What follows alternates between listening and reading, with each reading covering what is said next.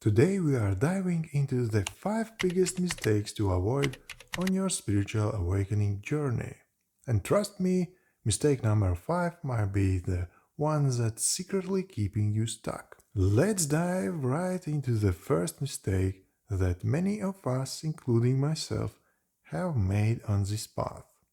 The first mistake is trying to do too much too soon.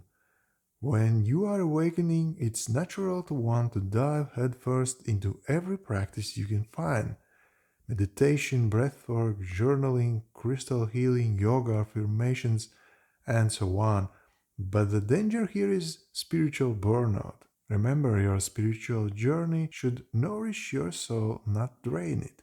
Choose a few practices that resonate with you and focus on going deeper rather than wider. Mistake number 2 is one that can sabotage your progress: avoiding your emotional pain.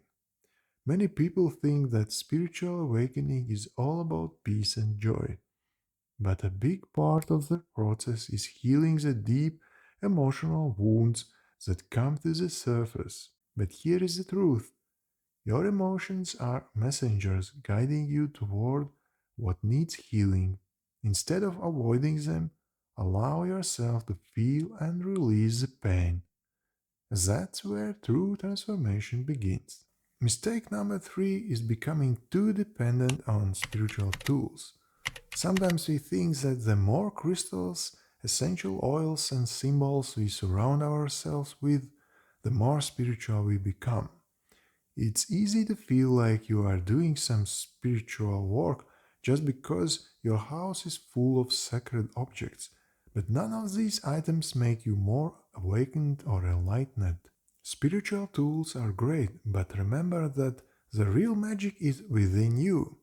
True spirituality comes from your heart, not from the things you collect. Next one: expecting instant results.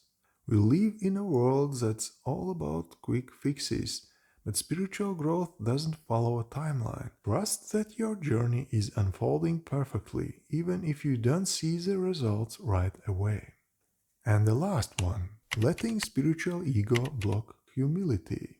True spiritual growth is about humility, just like the example of Jesus gave us, one of the most powerful figures in history, yet he lived with such grace and humility, serving others without expecting anything in return.